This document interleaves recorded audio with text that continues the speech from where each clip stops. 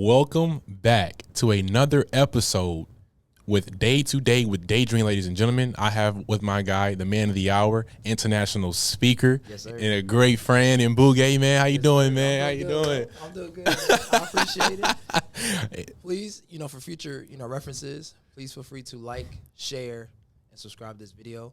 And also, if you need any, real estate needs in Houston, Texas, please, let's get to work. Let them know. We hungry out here. Let's get to work. We working. We working. No excuses. Ain't no days home. Absolutely, man. How have you been since our last episode? I've been good, man. Just been staying locked in. And when I say that, I feel as if that's just, more so just been staying focused, staying active.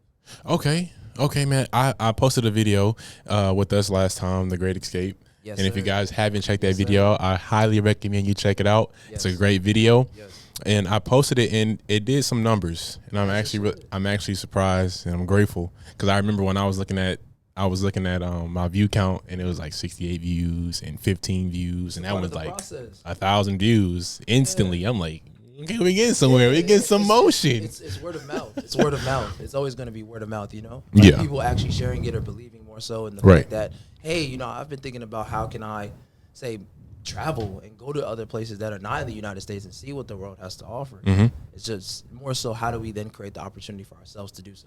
Okay, I have a question. Since you're really good at speaking and you do it internationally on an international level, which is amazing, by the way. I'm grateful. Man. Yeah, I'm grateful. It was an opportunity, and I maximized it. That's all. Okay, what are some examinations or observations of one's own mental and emotional process? I can only speak for myself, okay. And I think that everyone has their own type of battle that they go through. I feel as if for me, because I started self-development at not a very young age, but I feel as if when I started at 16, I was fortunate enough to have a mentor, and what he did was he put a book in my hand. So that's why I'm so big on education or paying for information, because that's what helped me become the person I am today. And the reason I'm bringing this up, because it's context to say the first 3 books that I, was fortunate enough to read was Think and Grow Rich, The Magic of Thinking Big, and Live Your Dreams by Les Brown.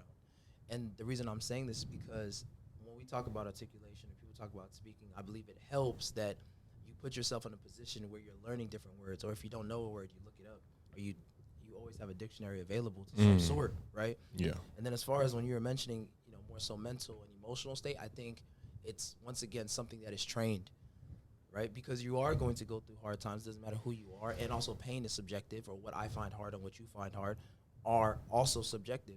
So when we talk about someone's mindset, I believe then it depends also what is it that you want to accomplish within your life. Okay, so what book would you recommend for somebody who want to better their self-examination of themselves, to build a better character, to meet them in every aspect of life?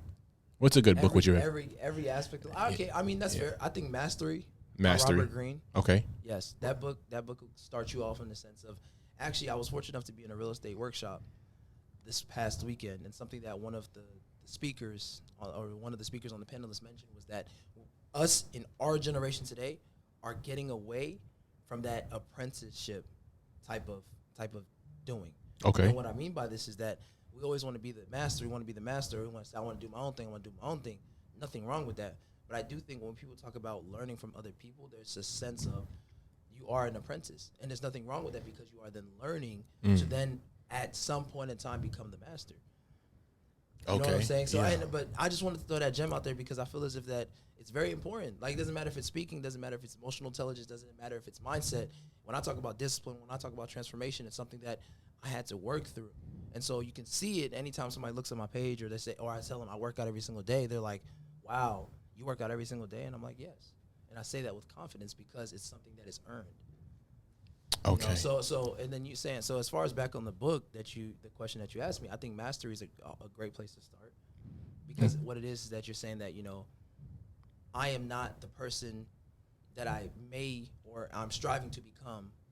Who is it that I can then learn from to then elevate to a higher level, or to grow to a higher level? Okay. So what you're essentially saying is arm yourself with information and outwork your self-doubt to gain confidence. Yes. 100%. Okay. 100%. Okay.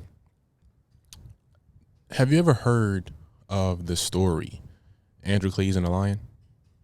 No, but it sounds familiar. Okay, so I'm gonna tell you that story, Okay. and for also the people who don't know. Okay. It's a story about a 9-foot lion, okay? And it's kept away from human settlements, okay? But one spring, this lion began to roar menacingly in the night, okay? It began to creep closer towards these settlements, okay? And the villagers became terrified. They became terrified, and they put up extra guards and gates and sent out armed guards to go and find and kill this lion. Okay. And one night, a shepherd boy, a young man, went out to the woods following his sheep. And it was late. And what he did was he ended up staying out in the woods, and he kind of came up with this little settlement, and he lit a fire. Okay. And when he lit this fire, he seen this lion. And when he seen this lion, instead of, at first he was terrified, but then he began to become, he noticed that the lion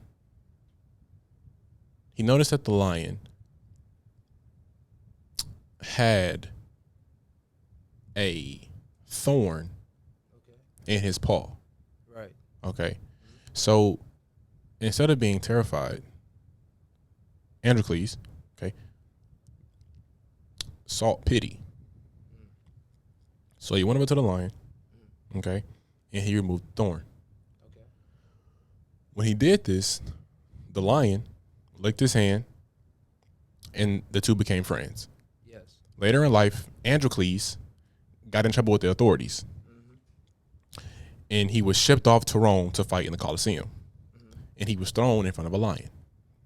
Okay, and this lion was the same lion that he removed the thorn from. And when the lion realized this, the lion took a bow to Androcles. Wow. And the emperor was so surprised, he pardoned him and his lion. And him and his lion went off to live peacefully in Rome. Okay. So the message I got from this story was that the lion is in terrible pain, and his doesn't have the capacity to understand what's hurting him. Okay. In his blind distress, he acted in aggression in a threatening way. Right. And in some terms, this is all of us. We all this lion. But we also have a side of us, which is Androcles, the more calming side, and to navigate and find a solution to our problems. And I like this story because it goes to show somebody like myself that sometimes we can be looking in the wrong areas of our pain. Okay. And if we have more of a better self-examination, Androcles, that we all have inside of us, we can diagnose the issue. So, and I actually wrote some of this stuff down, and I want to share it with you and to the collective.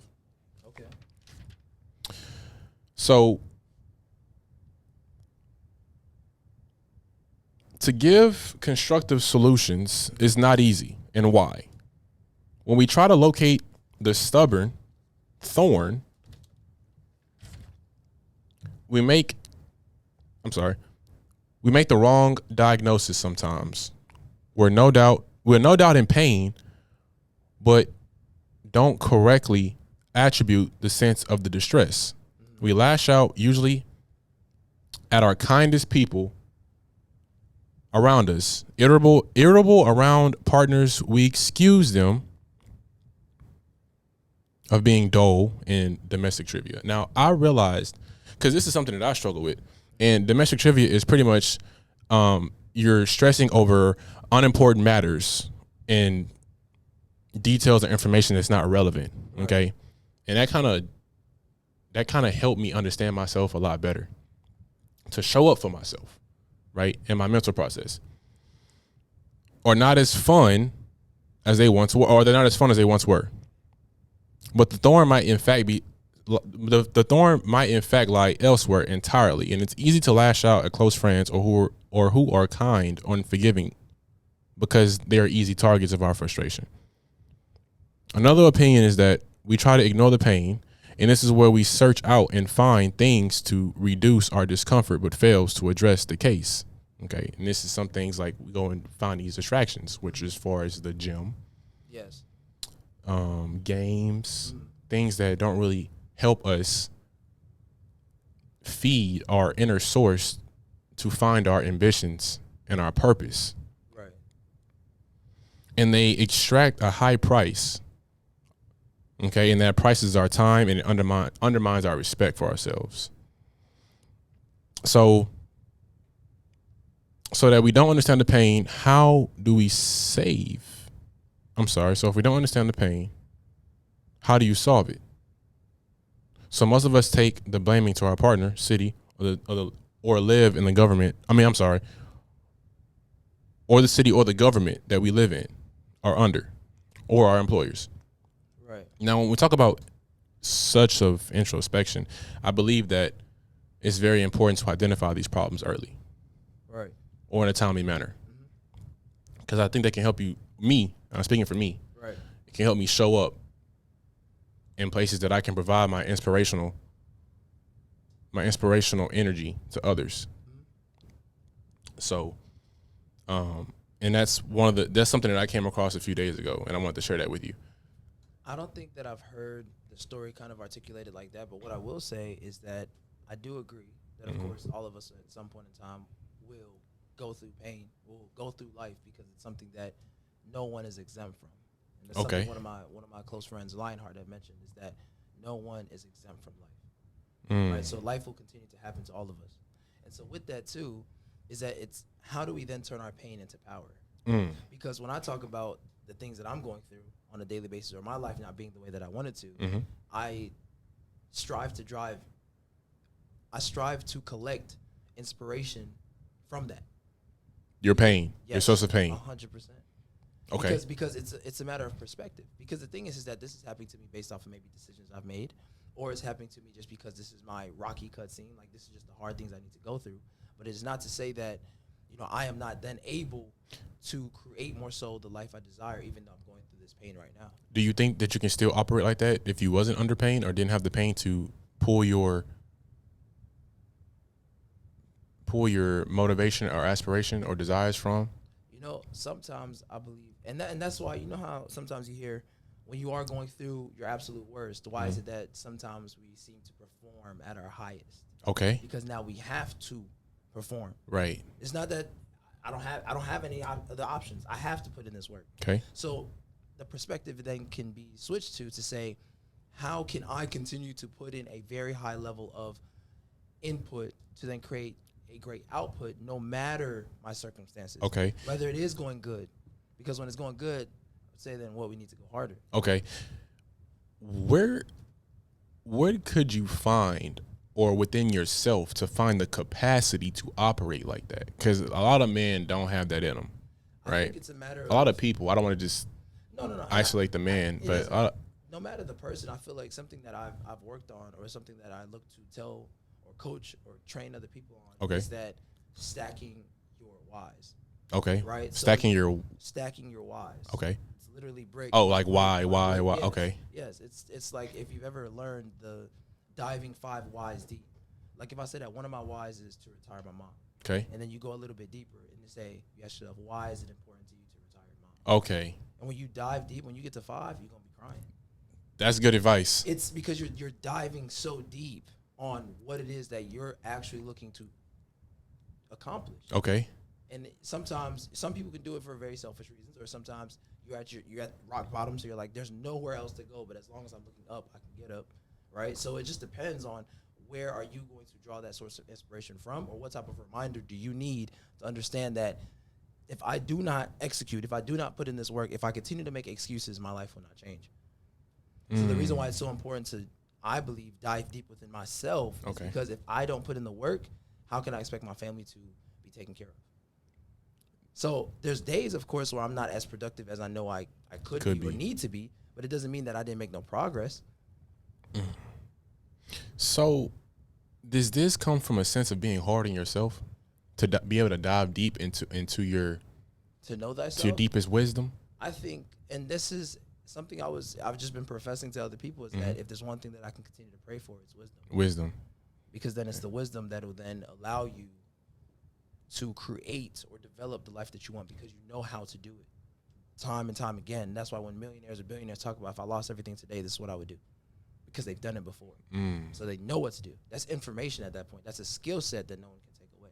Information. That is yeah. why I'm so big. That is why I'm so big on information. on paying for information. Yeah. Because it's you can either pay for it at the time or you're gonna pay for the money, but you're gonna pay for it regardless. Okay, so as far as paying for education, Right.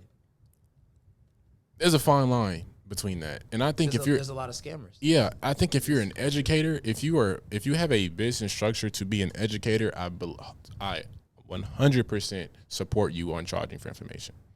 But if you're somebody who is a real estate guru and you making your money through real estate, do you think it's fair to have a course to teach people how to be successful in real estate? Because even though I can teach you, doesn't mean I'm gonna have a success rate in real estate, but you're making your money from real estate. So regardless if I fail or succeed, you're still making money. That's true. So do you think it's fair to have somebody who's like, if I have a certain skill set and you've been blessed to make money with this substantially, right, most definitely. do you think it's fair to put that price on that information? You know, we can sit here and say that, oh, because you're making so much money in business, don't charge people for your information. I think that it depends. Like, for example, I listen a lot to Alex Hormozy. I'm not going to lie. But what does he say? He said that I've made all my money in business. So he's saying, essentially, I don't need your money. So if you get to that level, then you feel like I don't need your money. You don't need your money. I got you. But then it's to say that in that same sense, he also, or same framework or same phrase, he'll say that although I may be making a lot of outstanding content for free, understand that I'm still doing this selfishly. I'm still doing this for money. I'm putting so much goodwill into the market so that then when businesses come to me to be a stakeholder or an investor, they know that what I put out works. So now the trust has already been built. So it's not to say that he's maybe charging in that instance, but he said, get your business to 3 million plus in EBITDA and then let's get to work. So it just depends on, because the thing is that this is why when people talk about those fake gurus, is because they've made their money from the courses. So they didn't make their money, or they don't have a capacity to make their money outside of it. So if they weren't selling courses, they wouldn't be making any money. They wouldn't be making any money. Or like, say if somebody goes to my course or any training that I've done, they're like, whoa, this was impactful. So it's like, it's tangible to an extent, or like you see that, oh, that person has, is more disciplined. You may not be able to measure it in metrics or a number, but you're able to see that the fact that, or they know internally that how they perceive or how they act within the world has changed. Okay, who can it be somewhat credited to? Okay, me. So it depends. I truly do believe that it depends. So it's to say that if you build a company, because it's all subjective, it's to say that, my time is still valuable, so I'm going to put a number on it. Or that's one perspective, right? Or the other perspective is that sometimes if people do not pay for information, they do not value it.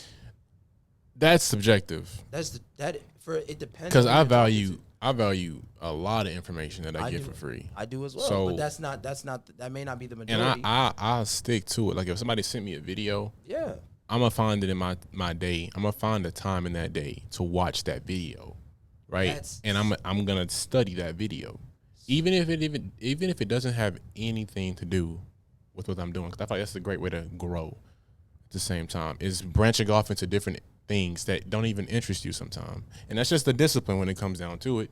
But the thing is, though, when we talk about it's subjective. That yes, if you're receiving information for free, you'll value it. The other aspect of that is you may value the information, but you're not taking action on it. So now, don't worry about it. You're paying for this information because sometimes it pays to be in the room. Right. So you're saying it depends. It could be courses, workshops, one-on-one. It varies. But when you pay for something, you're expected to say a certain result, or a certain skill set you'll learn, or maybe that information you didn't learn as much as you thought you would, but it was a little bit of a foundational skill to help you go to your next coach or mentor. Right. And now you say, oh, that makes sense. Boom, add it to that, and watch your skills kind of stack upon one another, because everything compounds. So it depends.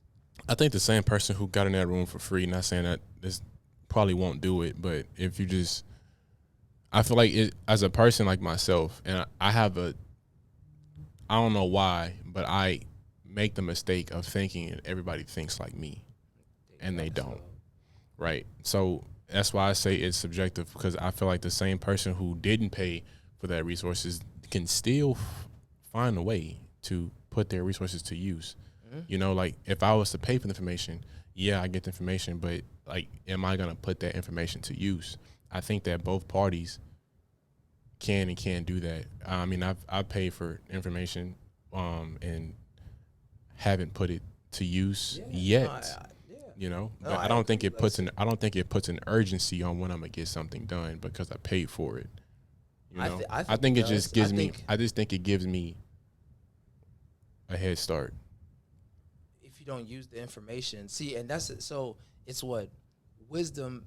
Wisdom is not powerful. It is execution and implementation of that wisdom that then makes it powerful. Yes. So regardless, you could be sitting on all this wisdom. Like for me, I've read books. Like I have read books.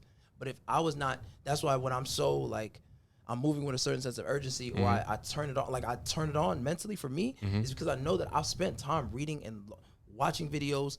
I've spent a lot of time. I've actually genuinely spent hours doing that. So now that I'm like, okay, and here's the thing too, you see that, okay, I'm still not where I want to be. It could be either A, a matter of time, or B, it could be that it's implementation or it's execution or my behavior is not changing. And so when your behavior doesn't change, how do you expect your circumstances to change? So you're paying for it to say that you're investing into yourself.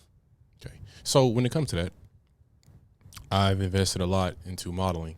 It still ain't happened for me yet, but I think things are coming at an appointed time. I feel like the best deals are going to come to you instead of you go to them. So I think in your advantage, you have a lot of wisdom, more than a lot of men that I know, if not at the top of that list. So when you hit the ground, you're going to hit the ground running. Sprinting. You know? Or like, and that's the thing too, like certain rooms that I've been invited to or certain conversations that I'm able to have is because it took me years to get here. Years. And so that's why when I talk to people and they're like, you're so articulate, it's like, you didn't see the videos I was making 3 years ago, 5 years ago, where I was sitting in front of the laptop and it was sounding choppy, or I didn't know what exactly I was looking to say. I've put in the hours. I've put in the work. So that's why when there's certain things, like say if I'm talking about discipline, I have a certain level of conviction because I know what it is that I'm talking about. What I'm talking about works. But that's me and the things that I've worked on. You know, it's not like, and it's to say that maybe it all does depend on the person or the individual. Maybe they're not in enough pain yet. You ever hear about that? Someone's not in enough pain yet, so therefore they won't change. I've heard about that. Why do you think I've heard about that? I've heard about that for sure. I was just thinking about that the other day, about some people that I know in my life that could be using a lot more of the situation. But like I said, like you said just now, they're not in enough pain yet. But the thing is too, is like that's why I talk about stacking your whys, because for me, there's certain memories that I have of my family working, or certain things I did as a child that I'm not prideful of. So therefore, as I'm becoming more of an adult, I realize that my family's been looking to help me the whole time. Right? And so because of that, I feel as if the only way that I can then give my family their time back is to retire them. Point blank, period. But that's me. So when somebody says, oh, you're working so many hours, or, oh, don't you want to take a break? It's like, look, what other, like, I have a choice. It's a decision at the end of the day. So say when a certain result happens, or you see a big exit, or you see millions of dollars, did you think it happened by accident? It didn't. Yeah, just not following on that. Yes, it happened intentionally because there was work that was put in. With a sense of urgency. With a sense of urgency. So it's like we're looking at certain millionaires in their 20s. Yes, maybe they caught a great break with cryptocurrency, or maybe they were studying it for years and all we're seeing is the end result.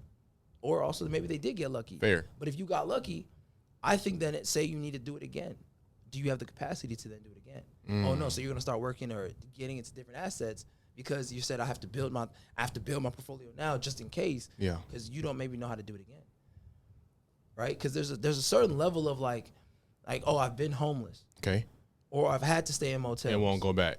Or that too. Or it's to say that if I had to go back, I at least have the capacity to do so because I've been there and I've done that. That's not for everybody though. I mean, I'm not That's- saying and that's I'm not fine. saying Yeah, that's for everybody, but I'm that's saying fine. like that type of drive coming from that place But that's why when we talk about is unmatched. That's why when we talk about say levels of ambition or say ambition is God given. Why do we then say that? Because it's something that is bestowed upon you to say that I truly believe that I am capable of more. Therefore, I will put in more work to then receive a greater output. You said God's ambition. Yes, I like or, that. Well, and the only reason I say that is because if I say to you or I say to somebody else, how can we look to make $1 million or $10 million or $100 million? Okay. And you truly do not desire that. So then I would say, okay, are you not willing to make the sacrifices to get there?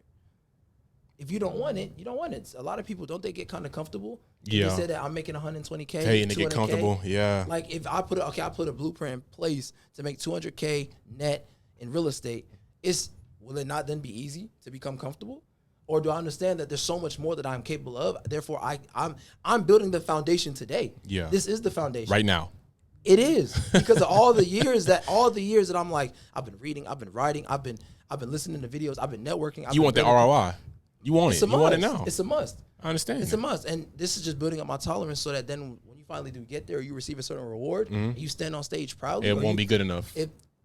Well, I'll be grateful for what it is. Right, but as in a sense of hunger, but I like know a that sense of urgency. I know that I'm not done yet. Right, that's what I was getting to. Yeah, And that's just what it is for me. That's why when we talk about introspection, I actually looked up the definition, and the definition of introspection is observation or examination of one's own mental and emotional state. Mm-hmm. So at the end of the day, it's like if certain situations or circumstances will not kill me or defeat who it is that I'm capable of becoming, right. then miss me with that one. Yeah, And that's why when we talk about men and women, it's a matter. That's why it is subjective because everyone doesn't face the same boss or battles. But we all struggle with our own complexities. That's fine in life, and that's fine. That's why it's all subjective. Only because I could look at someone else's circumstances or situation and be like, "There's so much more you either could be doing, or it could just be that, I believe that you can get through this. But if you're not able to see the end of the tunnel, you're not."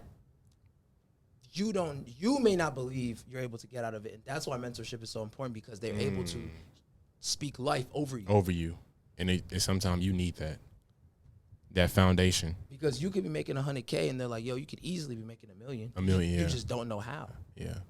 Then you pay for information because you're looking to get in the room. Yeah. And sometimes it also takes somebody to believe in you more than you believe in yourself for you to believe in yourself. And that's it. And that's the purpose. Yeah. Or, right, maybe some people build and get it out the mud. They never paid for information and they still made it happen. Yeah.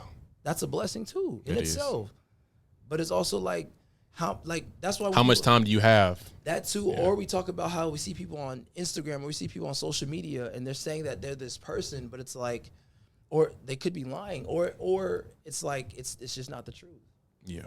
So it just depends. And I feel as if that everyone is then facing their own demons. Everyone is then facing their own battles. And what are you willing to do in the midst of opposition, of adversity?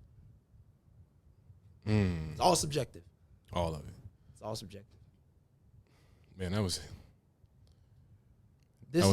for me, bro, it's my life. Like, that's why I understand that I'm capable of so much more because I'm not willing to settle. But that's me, and that's on me. With that attitude, do you think you ever be satisfied? I always say this, I'll be happy. I'm happy, I'm just not content. I'm grateful, I'm just not satisfied. Is there ever a number you think would be good enough for you? In net worth, honestly, I'll be honest with you, maybe, man, I've always thought about this, maybe like 60, 70 million. 67 million. In net worth, but it doesn't mean I won't stop having assets or stop having like more coming in. Yeah. Because a lot of people say that once you hit like 20 million, you lose all utility of money, but it's like, let me get there first and find out. Find out, yeah. If anybody can do it, I know a few people and you're one of them. Man, you can do it, man. I'm grateful. I learn from you. I'm grateful. Every time I talk to you. 100%. I'm grateful. Seriously. I think when it comes to me and you, I think it's the true definition of iron sharpens iron. It has to be. Because I always learn something from you, and I don't know if you take much from me, but I do. I drop some gems and stuff like that. Most definitely. Accidentally. Like, that's a gem. And those are the people you want to surround yourself with. It doesn't matter who you are. Doesn't matter. Period. So, doesn't matter. I want to end this podcast with this quote, and it says, "The art of living is a large measure on the ability to locate our thorns accurately and in a good time. Nah, say it one more time. Say it one more time. Say it one more time. Say it one more time. The art of living is a large measure dependent on our ability to locate our thorns accurately and in good time. Yeah, they're going to have to run that one back. Thank you so much for you guys' time and attention. Please feel free to like, share, and subscribe. Let's get to work. Yeah, have a great day.